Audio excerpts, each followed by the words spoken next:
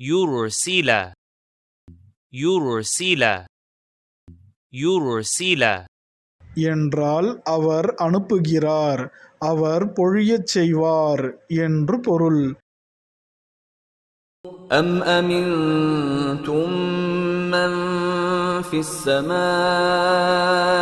أن يرسل عليكم حاصبا فستعلمون كيف نذير